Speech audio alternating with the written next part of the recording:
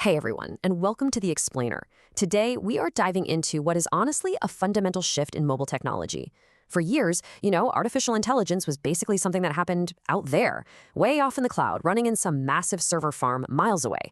But when we dig into the new Google Pixel 10 Pro, we are suddenly looking at the reality of truly powerful edge computing right in your pocket. We're going to explore this massive shift today using a stack metaphor. Think of it kind of like building a house. We're going to start all the way down at the physical foundation, move up through the plumbing and the wiring, explore the actual living spaces, and then finally look at the security system that locks the whole thing down. Now, if you've been looking at some of the early data for the Pixel 10 Pro, you might have noticed a bit of confusion surrounding its raw gaming benchmarks when you compare it to the competition. But our sources make it super clear. The old way of judging a phone's worth entirely by its burst processing power, that's pretty much dead. What actually matters in this new architecture is sustained thermal efficiency and having absolutely zero latency for on-device AI.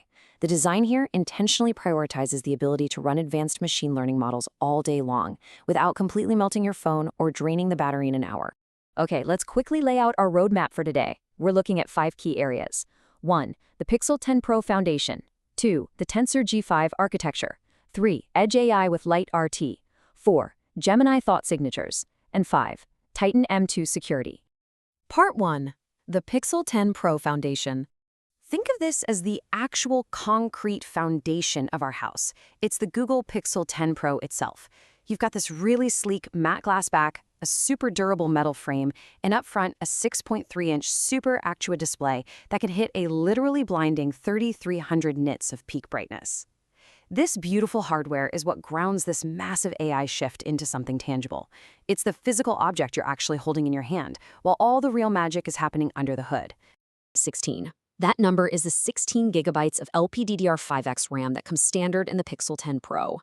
And we need to be clear here, this is not just about keeping a few more apps open in the background. It is a massive, highly deliberate hardware choice that is absolutely required for on-device AI. Generative foundation models, specifically the brand new Gemma 4 E2B and E4B models, well, they have an enormous memory footprint.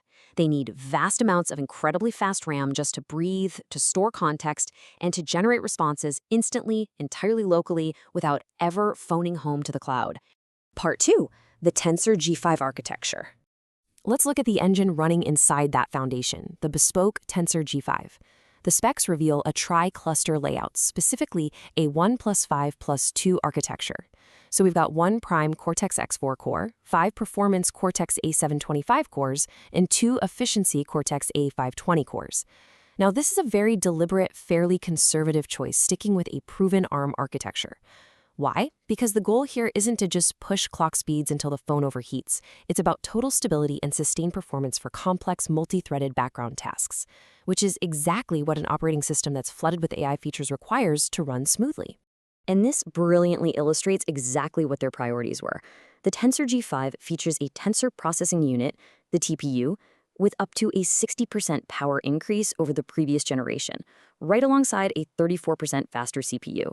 Google intentionally traded off raw GPU gaming power, like they're utilizing the Power VR chip, but keeping it well within strict thermal limits, specifically to ensure that the TPU gets the massive power boost it needs. This is what handles your everyday AI workloads, allowing things like those new Gemma 4 models to run locally at more than double the speed. Part 3, Edge AI with LiteRT. Moving up to the plumbing and wiring of our stack, we have LiteRT. Historically, traditional mobile runtimes really struggled with the intense memory and compute demands of large language models, which was what forced that dependency on the cloud we talked about. But LiteRT-LM, it changes the game entirely. It's a specialized orchestration layer that handles incredibly complex tasks locally. That means true zero-latency processing and total data privacy, because your queries literally never leave your device. If you're mid-conversation with an AI, LiteRT can actually handle session cloning without any of that annoying pre-fill delay. It's wildly fast. 25. That is the incredible speed-up factor developers are getting right now when they utilize LiteRT's new compiled model API.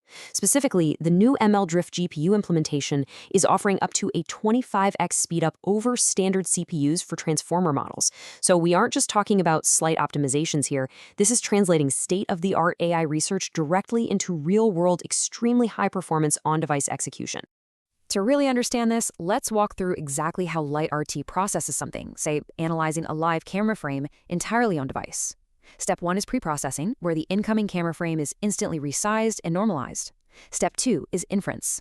This is where the model actually runs on that accelerated hardware, using the compile model API we just mentioned. And finally, step 3, post-processing, maps the results directly to the user interface. And the cool thing is, this exact same logical flow applies to instant audio transcription or processing the new audio override trigger words v2. It's all done entirely locally without missing a single beat.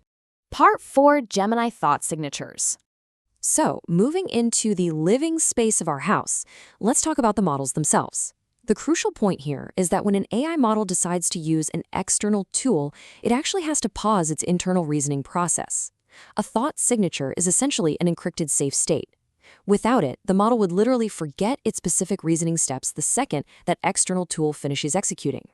By requiring developers to pass this signature back and forth, the entire reasoning chain remains totally unbroken across the application's boundaries. Let's look at a real-world, multi-step example so this makes sense. Let's say in turn 1, you ask the model to check a flight status and then book a taxi. The model calls the flight tool and generates signature A. Okay. Then in turn 2, the tool returns the flight result, maybe it's delayed, and the developer has to send that result back alongside signature A. Because of that, in turn 3, the model actually remembers why it checks the flight in the first place, realizes the flight is delayed, and dynamically calls the taxi tool for a later time, generating a new signature B. This is what allows for complex sequential agentic logic without the AI just losing the plot midway through.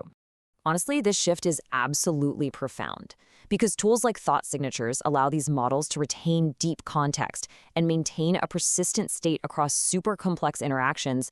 The AI actually starts to feel invisible. It becomes a true creative partner. You aren't just typing strict syntax into a calculator anymore.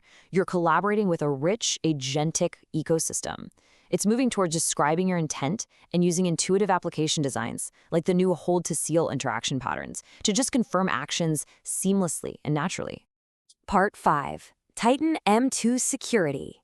Finally, let's look at the security system locking our fully built stack down. Now, what's really fascinating here is how the Titan M2 physically operates. It's a custom, completely separate RISC-V-based microprocessor. When your phone powers on, the Titan M2 physically interposes itself right between the main application processor and the boot firmware flash.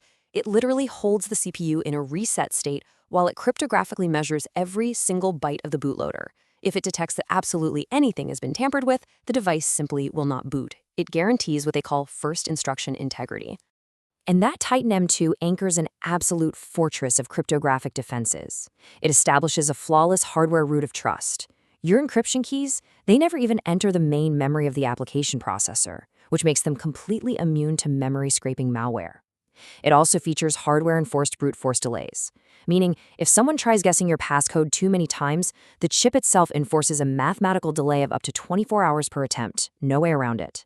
Plus, it acts as a secure hardware authenticator for FIDO2 Web Authn, pushing us toward a completely passwordless future.